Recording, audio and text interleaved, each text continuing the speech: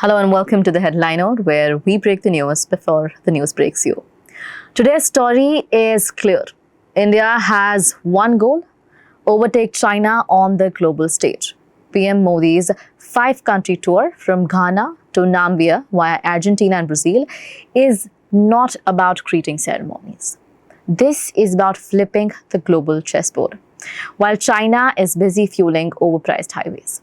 This tour is your future paycheck, maybe your next ride, your next car, or your kids' scholarship. Let's dig right into it. Prime Minister Modi's 8-day journey from July 2nd to July 9th covers Ghana, Trinidad, Tobago, Argentina, Brazil, for the BRICS Summit, of course, and Namibia. Now, if you're thinking this is photo ops, think diplomacy with teeth. While China is still paying for dignitaries to stand in silent debt corridors, India's out there building real partnerships with real benefits for real people.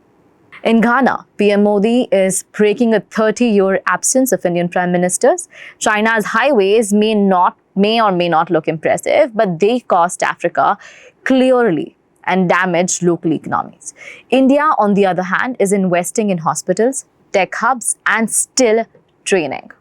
That means smartphones and farm tools may soon cost less to us because the raw materials, gold, bauxite, are moving through fair trade, not high interest cost. In Ghana, Modi is breaking a 30-year absence of Indian prime ministers. China's highways may look impressive, but they cost Africa clearly and damage local economies. India, on the other hand, is investing in hospitals, tech hubs, and skill training.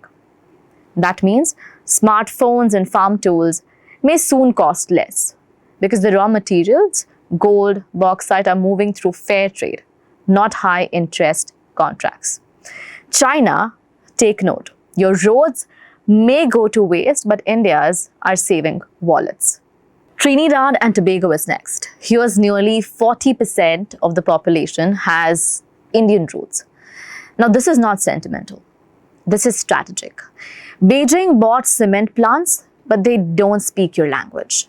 India is talking digital, financial inclusion, telemedicine, remittances. Imagine remittances being as cheap as a local recharge.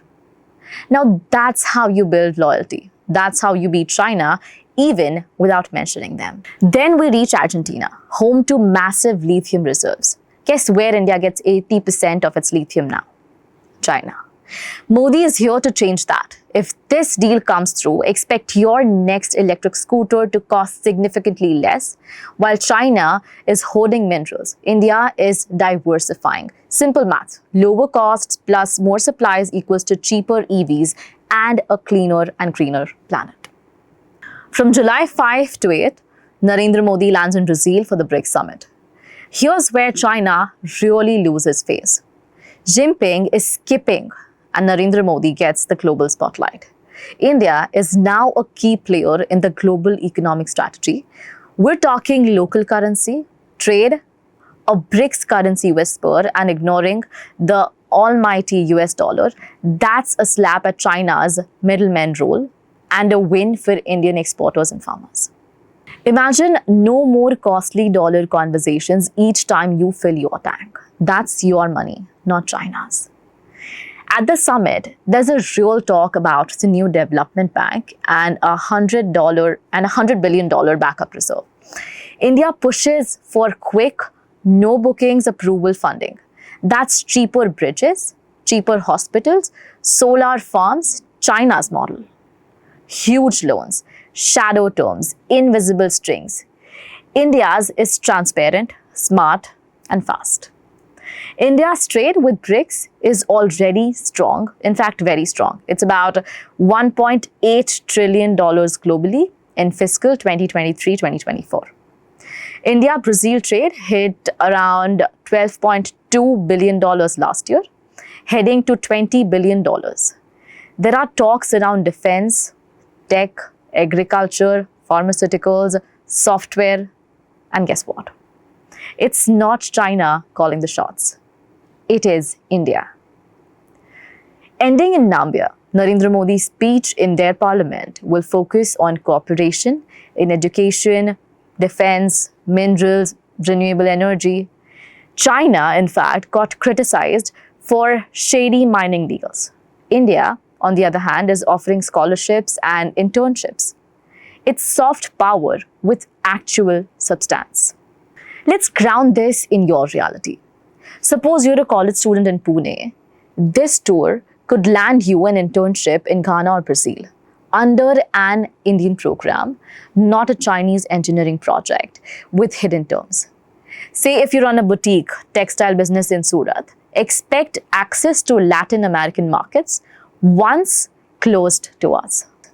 Say if you run a boutique textile business in Surat, expect access to Latin American markets once closed to us. Or picture your dad in Jaipur buying an e-bike with lithium from Argentina. Your battery cost drops about 10 to 15%. If your mom is in Bihar getting subsidized fertilizer because India now trades with Ghana and trims out middlemen, that is India winning where it counts, your wallet. Notice the pattern. China built infrastructure, India is building trust, and trust doesn't come with monthly repayments. While China is drowning in defaults, Iran, Ethiopia, Kenya are publicly pushing back. India's relationships stay clean, local, and of course, beneficial. Moreover, BRICS moves on local currency, trade, and now digital payment systems. So $0, no dollar. It's slow, but trust me, it's happening. Reduced dollar dominance shakes China's dollar-dependent growth model. India's rupee is likely to grab in the smart play. China's influence across Africa hit around $134 billion in the first 5 months in 2025, climbing 12% year on year. But what happens when countries wake up to their debt? When students realize their Chinese-funded lecture. After this tour, here's the real question. Who will write the rules of the global South? China with its progressive inflated financing, or India's respectful grassroots alliances? India is racing toward global leadership, and we are doing it with sweat, strategy, and smarts. Not showy stadiums built on borrowed money. That's how you beat China. Not by shouting slogans across the border, but by actually winning quality in markets, universities, and of course, in the local economies. So remember, this isn't about Narendra Modi getting invited. It's about India stepping up in world affairs. It's about cheaper EVs, better jobs, stable cost of living, credible partnerships, not Chinese puppet strings. This tour isn't fluff, it's grit, it's competition, it's India's playbook for beating China at its own game, and it is also your winning ticket. Ignore the noise, follow the deals. They matter. Your future depends on them. With this and a lot more that's going to come up, make sure that you stay tuned to the Fact Flash. Thank you.